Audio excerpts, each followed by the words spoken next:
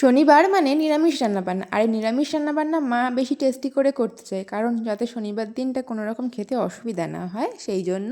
আর এই আজকে মা পেঁপে ভাজা করছে বসে বসে, আর আমি আজকে খাচ্ছি কিশমিশ, মানে ওই কিশমিশের জন্য জলটা সকালে খেয়েছি, আর কিছুক্ষণ পরে কিশমিশ খাচ্ছিলাম। আর এই যে ওয়েদারটা দেখছিলাম, এত সুন্দর হাওয়া দিচ্ছিল, আর বোন ওদিকে বসেছে বোনের কিছু কাজ নিয়ে, তোমাদের সঙ্গে একটু পরেই দেখাবো।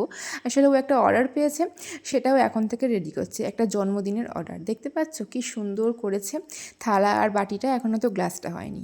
ঠিক করে গরম না পড়তে পড়তেই এত সুন্দর একটা গরমের হাওয়া দিচ্ছে যে কি বলবো, এখন আমাকে বেশিক্ষণ রোদে থাকতে হয় না, এই হাওয়ায় হাওয়ায় দেখছি চুলটা ভালো শুকিয়ে যায়। হয়েছিল উচ্ছে, তারপর লাউয়ের খোসা ভাজা, সয়াবিন আলুর তরকারি, আর পেঁপে দিয়ে বড়ি দিয়ে ভাজা। দারুণ কম্বিনেশন ছিল আজকে খাবারটা। নিরামিষ রান্নাবান্নাও কিন্তু খেতে অনেক টেস্টি হয় সেটা ভালো করে করতে পারলে। আমার বোনের বই প্রকাশ হয়েছিল, সেটা আমার পড়ার সময় হয়নি। সবসময় আমার বই খাতা নিয়ে ঘাঁটতে থাকি, এটার পড়ার সময় হয় না বলে একটুখানি আমি দুপুরে মাঝে মাঝে সময় পেলে পড়ি, আর পড়তে পড়তেই ঘুমিয়ে পড়ি।